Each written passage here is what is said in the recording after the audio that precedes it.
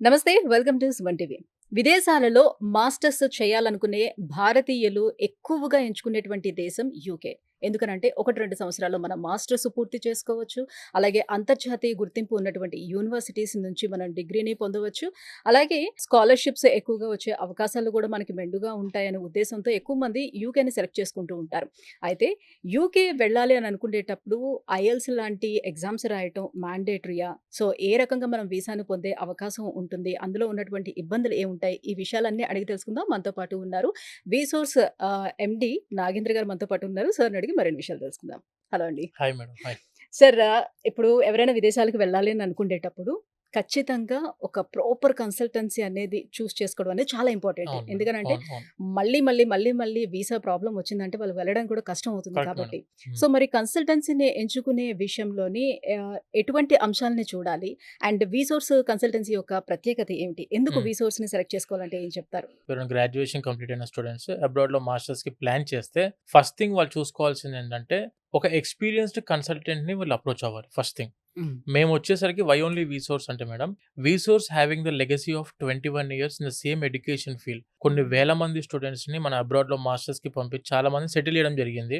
And at the same time మీరు application పెట్టే టైంలో ఏ టైప్ ఆఫ్ యూనివర్సిటీస్‌కి అప్లై చేయాలి? హ్మ్. అండ్ మీ బ్యాక్‌గ్రౌండ్ కోర్స్ ఏంటిది? అంటే మీరు బ్యాక్‌గ్రౌండ్‌లో ఏ కోర్స్ చదువుకున్నారో, అదే కోర్స్ మీద మీరు వెళ్ళాలనుకుంటే అక్కడ ఎలాంటి ఆపర్చునిటీస్ ఉన్నాయి? హ్మ్. ఆ కోర్స్‌కి తగ్గ యూనివర్సిటీ ఎక్కడుంది? ఆ యూనివర్సిటీ స్టాండర్డ్స్ ఏంటివి? క్వాలిటీ ఆఫ్ ఎడ్యుకేషన్ ఏంటిది? హ్మ్. ఆ యూనివర్సిటీ ఏ సిటీలో అయితే ఉందో, ఆ సిటీ కూడా చాలా ఇంపార్టెంట్ ఎంచుకోవడంలో. ఓకే. ఎందుకంటే అక్కడ పార్ట్ టైమ్ ఆపర్చునిటీస్ ఎలా ఉన్నాయి?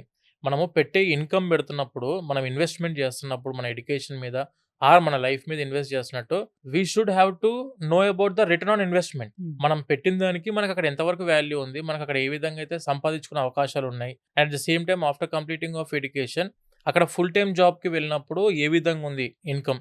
Are after completing of PSW post study work permit అయిపోయిన తర్వాత ఎంప్లాయ్‌మెంట్ ఆపర్చునిటీస్ ఏంటివి? ఇవన్నీ కూడా డే 1 రోజే అంటే హ్మ్. మనం డెసిషన్ తీసుకునే రోజే ఒక ప్రాపర్ ప్లానింగ్‌లో స్టూడెంట్ గనుక ఉంటే 100% ఎక్కడికి వెళ్ళినా సెటిల్ అవ్వడానికి అవకాశం ఉంటది. ఈ అంటే ప్లానింగ్ డిపెండ్ ఆన్ యూనివర్సిటీయే మనకి జాబ్ ఆపర్చునిటీస్ కూడా అంటే ఉంటాయంటారా? యూకేలో మేడం ఒక 70% of the universities providing the placements.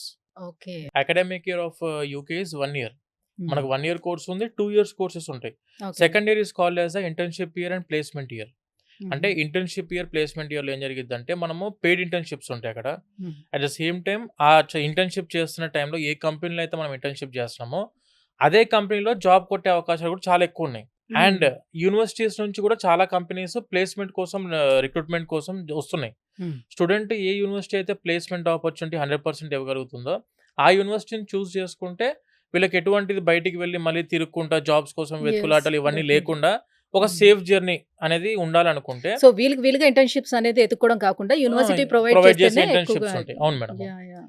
అంటే దీనివల్ల ఏంటంటే మేడం, ఇవన్నీ స్టూడెంట్‌కి తెలీదు. హ్మ్. ఎలా అయితే మనము బీటెక్ కంప్లీట్ అయిపోయిన తర్వాత మాస్టర్స్‌కెళ్దాం అనుకున్నప్పుడు, అక్కడ ఎటువంటి యూనివర్సిటీ చూజ్ చేసుకోవాలి, అక్కడ ఎలాంటి కోర్స్ చూజ్ చేసుకోవాలి, ఎలాంటి సిటీని చూజ్ చేసుకోవాలి, and after completing of your course మీకు ఎలాంటి ఆపర్చునిటీస్ ఉన్నాయి, ఇవన్నీ చెప్పే ఒక ఎక్స్‌పర్ట్ గైడ్ అవసరం పడతారు ఖచ్చితంగా ప్రతి ఒక్క స్టూడెంట్‌కి. అదే డెఫినెట్‌గా. విసోర్స్ మేడం. సార్, మరి ఇప్పుడు ప్రతి ఒక్కరు యూకేలో మాస్టర్స్ చేయటం అనేది సాధ్యం అవుతుందా? మాస్టర్స్‌కి వెళ్ళాలంటే వాళ్ళ డిగ్రీలో ఎంత పర్సెంటేజ్ ఉండాలి? అండ్ ఈ ఎంట్రన్స్ ఐఎల్స్ లాంటివి లేకపోతే డువింగో హ్మ్. ఇలాంటివన్నీ ఎగ్జామ్స్ రాయాల్సిన నెసెసిటీ ఉంటుందా? అందులో కూడా ఎన్ని పాయింట్స్ హ్మ్. రావాలంటారు వాళ్ళు? మేడం యాక్చువల్‌గా ఏందంటే యూకేలో మాస్టర్స్ చేద్దామనుకునే ఏ స్టూడెంట్‌కైనా కూడాను ఎలాంటి ఇంగ్లీష్ ఎగ్జామ్స్ రాయాల్సిన అవసరం లేదు. మీరు అవునా? ఓకే. ఐఎల్స్ కానీ, టోఫెల్ కానీ, డ్యూలింగో కానీ ఎలాంటి ఎగ్జామ్స్ రాయాల్సిన అవసరం లేదు. హ్మ్. మనం చదువుకున్న 12థ్ అంటే హ్మ్. ఇంటర్మీడియేట్ ఎడ్యుకేషన్ ఏదైతే ఉందో హ్మ్. అందులో 65% ఇంగ్లీష్‌లో సబ్జెక్ట్‌లో ఉండాలి. That is enough to apply for the universities. హ్మ్. ఒకవేళ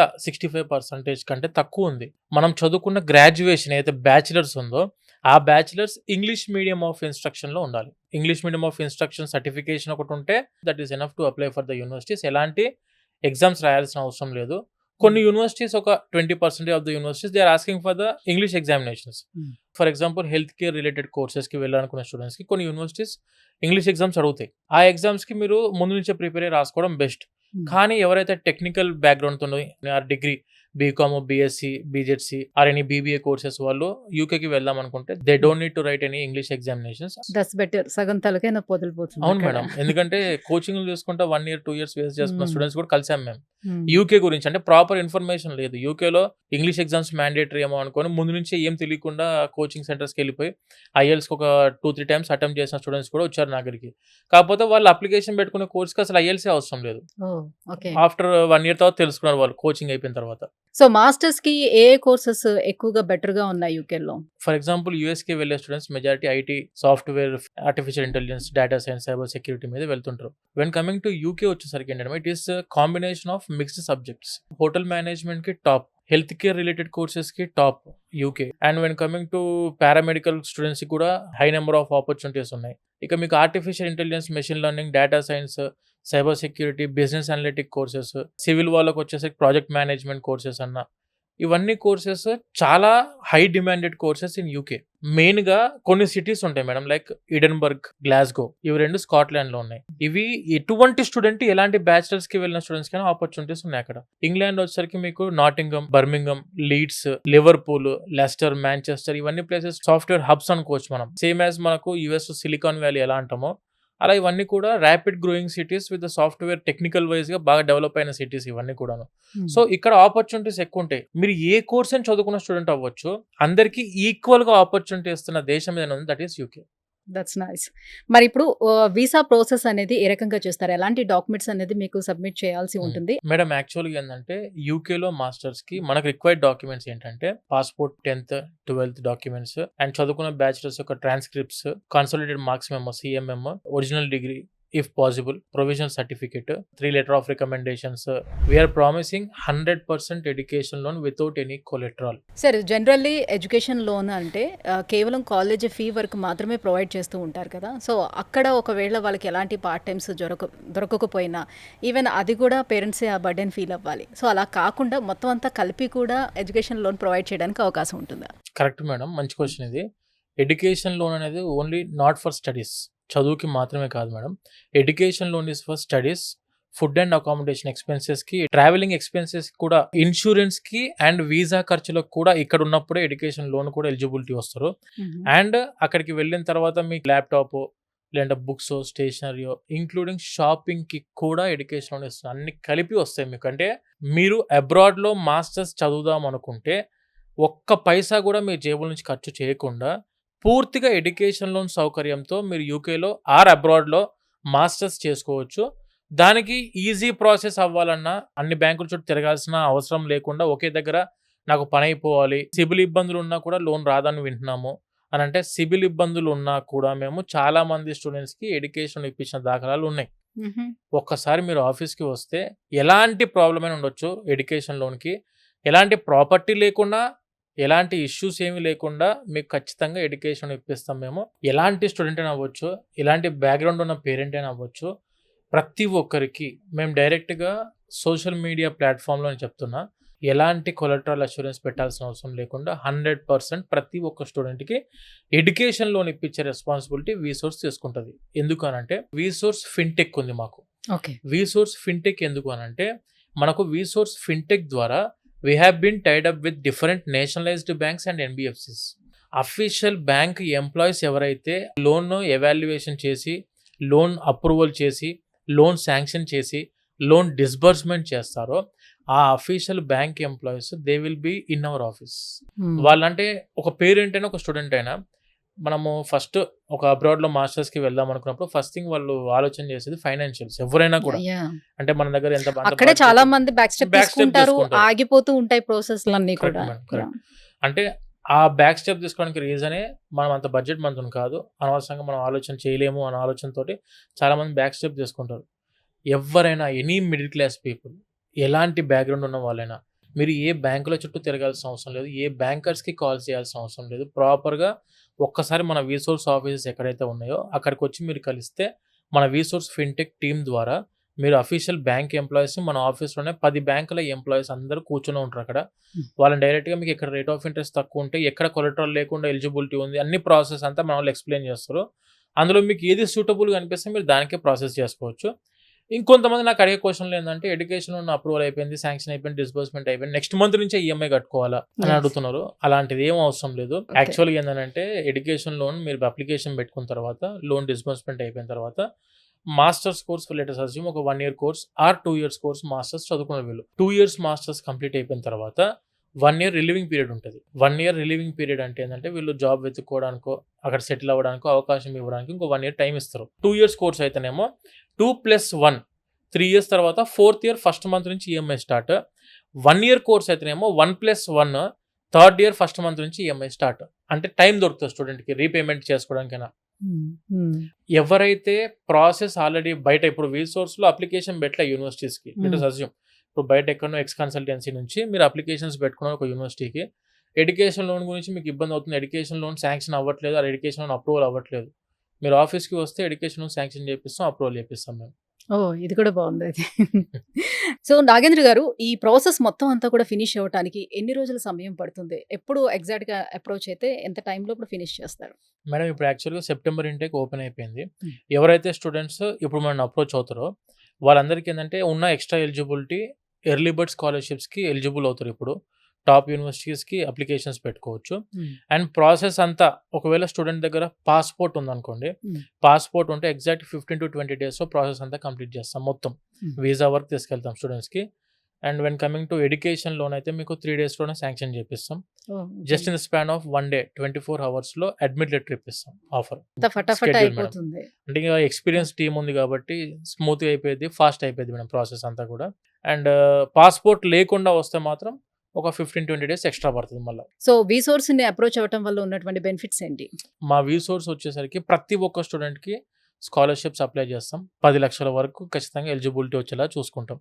second thing is 100% education loan, ఎలాంటి కొలెటరల్ పెట్టాల్సిన అవసరం లేకుండా, ఎలాంటి ప్రాపర్టీ అష్యూరెన్స్ పెట్టాల్సిన అవసరం లేకుండా ప్రతి ఒక్క స్టూడెంట్కి ఎడ్యుకేషన్ లోన్ ఇప్పించే రెస్పాన్సిబిలిటీ మా వీసోర్స్ చేసుకుంటుంది. Proper smooth process, experienced team ఉంటుంది. ప్రాపర్ ఒక పర్సన్ని మేము అలా గైడ్ చేయడానికి అలాట్ చేసేస్తాం ఒక స్టూడెంట్కి. అండ్ వెన్ కమింగ్ టు మా దగ్గరకు వచ్చిన స్టూడెంట్స్కి అయితే 100% వీసా గ్యారంటీ. ఒక్కసారి మేము అప్లికేషన్ తీసుకున్నాము, మా వీసోర్స్ ఫైలింగ్ చేసాము అంటే మాత్రం ఫెయిల్ అవడానికి అవకాశం లేదు మేడం. 100% స్ట్రైక్ రేట్ కలిగిన సంస్థ visa for UK. Okay. So మిగతా కంట్రీస్తో పోల్చుకునేటప్పుడు యుఎస్ కావచ్చు, ఆస్ట్రేలియా కావచ్చు, వీటన్నిటితో కంపేర్ చేసుకున్నప్పుడు యూకే ఎలా బెటర్ అంటారు? ఇప్పుడు మనం కూడా VSource around we have been doing with 12 countries madam. 12 దేశాల్లో ఉన్న 1500 యూనివర్సిటీస్తో టైఅప్ అయినాం మనం. Any country like US, UK, Canada, Australia, Ireland, Germany, France, మీరు ఏ కంట్రీ అయినా చూస్ చేసుకోండి. అన్ని కంట్రీస్కి అప్లై చేయడానికి we are ready. But compare to all other countries యూకేని ఎందుకు స్టూడెంట్స్ ప్రిఫర్ చేయాలి అంటే, ఇప్పుడు యూకేలో వచ్చేసరికి the first thing high standard of education, quality education అందిస్తున్న దేశం. మెజారిటీ సెక్షన్లో top ranking universities, globally renowned universities ఉన్నాయని కూడా యూకేలోనే. Quality of life and at the same time safety and security, job opportunities. Course complete అయిపోయిన తర్వాత పిఎస్డబ్ల్యూకి eligibility ఉన్నారు. Post study work permit, full time జాబ్స్కి వెళ్ళడానికి అవకాశం ఉంది. పిఎస్డబ్ల్యూ కంప్లీట్ అయిపోయిన తర్వాత టైర్ 2 వీసాకి మారడానికి అవకాశం ఉంది. Student visa is called as tier 4, employment visa is called as tier 2. So what about scholarships అండి? ఇప్పుడు లోకల్స్కి ఎక్కువ ప్రయారిటీ ఉంటుందా స్కాలర్షిప్స్ రావడానికి? ఇండియన్స్ కూడా ఉంటుందా? స్కాలర్షిప్స్ రావాలని అంటే ఆ క్రైటీరియా ఏముండాలి? యాక్చువల్గా UK is famous for scholarships. Actually వాళ్ళు ఎడ్యుకేషన్ మీద ఎంత ఇంట్రెస్ట్ చూపిస్తారంటే మేడం, నమ్మరు, 600 కోట్ల స్కాలర్షిప్స్ రిలీజ్ చేస్తున్నారు స్టూడెంట్స్కి for only internationals, not for locals. In any means like government scholarships అవ్వచ్చు, అకాడమిక్ స్కాలర్షిప్స్ అవ్వచ్చు, మెరిట్ స్కాలర్షిప్స్ అవ్వచ్చు, యూనివర్సిటీ స్కాలర్షిప్స్ అవ్వచ్చు, క్యాంపస్ స్కాలర్షిప్స్ అవ్వచ్చు, ఎర్లీ బర్డ్ స్కాలర్షిప్స్ అవ్వచ్చు, ఎర్లీ పేమెంట్ స్కాలర్షిప్స్, ఇలా 30-40 టైప్స్ ఆఫ్ స్కాలర్షిప్స్ ఉన్నాయి మేడం. అంటే దానికి ఎలిజిబిలిటీ క్రైటీరియా అంటే ఎలిజిబిలిటీ క్రైటీరియా వచ్చేసరికి ప్రాపర్, ఫర్ ఎగ్జాంపుల్ మీరు మెరిట్ స్కాలర్షిప్స్కి వెళ్ళాలంటే బ్యాచిలర్స్ మెరిట్ని బేస్ చేసుకొని స్కాలర్షిప్స్ ఇచ్చే యూనివర్సిటీస్ ఉంటాయి. అకాడమిక్ స్కాలర్షిప్స్ అంటే కొన్ని కోర్స్ వైజ్గా స్కాలర్షిప్స్ రిలీజ్ చేస్తుంటాయి. ఇంకొకటి వచ్చేసరికి early payment scholarships. Early payment scholarships అంటే university payment at a time payment కట్టుకున్న వాళ్ళకు, కొన్ని ఎర్లీ పేమెంట్ స్కాలర్షిప్స్ అంటే ముందే పేమెంట్ చేసుకున్న వాళ్ళకు స్కాలర్షిప్ ఉంటుంది, ఎక్స్ట్రా స్కాలర్షిప్. ఇది కాకుండా early bird scholarship. Let us assume ఇప్పుడు సెప్టెంబర్ ఇంటేక్కి అడ్మిషన్స్ ఓపెన్ అయినాయి అన్ని యూనివర్సిటీస్. మనం కావాలి అనుకునే టాప్ యూనివర్సిటీస్ మీరు అనుకున్న కోర్స్కి రావాలి అనుకుంటే at least you need to apply in the before July 10th, ఆ July 15th ముందు అప్లికేషన్ పెట్టుకుంటే ఒక సైడ్ నుంచి ఏమో టాప్ యూనివర్సిటీస్కి మనం ఎలిజిబిలిటీ వస్తున్నాము, అంటే అవి అడ్మిషన్స్ క్లోజ్ చేయకముందే మనం అప్లై చేసుకోవాలి. And the second thing is early bird scholarships అంటే ఏంటంటే ఎవరైతే స్టూడెంట్స్ ఎర్లీగా యూనివర్సిటీని అప్రోచ్ అయ్యి, ఎర్లీగా యూనివర్సిటీనే ఫైనల్ యూనివర్సిటీ నాకు ఇదని చెప్పి అప్లికేషన్ పెట్టుకునే వాళ్ళున్నారో, వాళ్ళకు స్కాలర్‌షిప్స్ ఇంకా ఎక్కువ రావడానికి అవకాశం ఉంటది. హ్మ్. అండ్ ప్రతి స్టూడెంట్‌కి 10,00,000 వరకు స్కాలర్‌షిప్ ఎలిజిబిలిటీ ఉంది. మాక్సిమం ఫీస్ ఎంత వరకు ఉంటాయండి? యూకేలో యూనివర్సిటీస్ ఫీజులొచ్చేసి అండర్ 15,00,000 కూడా కంప్లీట్ చేసుకోవచ్చు. 12,00,000లోనే యూనివర్సిటీ ఫీజులున్నాయి. టాప్ ర్యాంక్డ్ యూనివర్సిటీస్, ప్లేస్‌మెంట్స్ అందిస్తున్న universities and at the same time internship opportunity అందిస్తున్న యూనివర్సిటీస్. అంటే నేను ఏదో 12,00,000 పెడుతున్నాం కదా! తక్కువ ర్యాంక్డ్ యూనివర్సిటీస్‌కి వెళ్ళి అలా కాదు. హుహు. 20,00,000, 18,00,000 ఉన్న యూనివర్సిటీ ఫీజే మనం ఏం చేస్తాం స్కాలర్‌షిప్స్‌కి అప్లై చేస్తాం. అంటే ఒక స్టూడెంట్ అబ్రాడ్‌లో మాస్టర్స్‌కి వెళ్ళినప్పుడు ఖచ్చితంగా ఒక ఎక్స్‌పీరియన్స్డ్ కన్సల్టెంట్‌ని చూజ్ చేసుకుంటే ఏం జరిగిద్దంటే, ఎక్కువ స్కాలర్‌షిప్ సాధించడానికి అవకాశం ఉంటది. ఎక్కువ స్కాలర్‌షిప్స్ హ్మ్.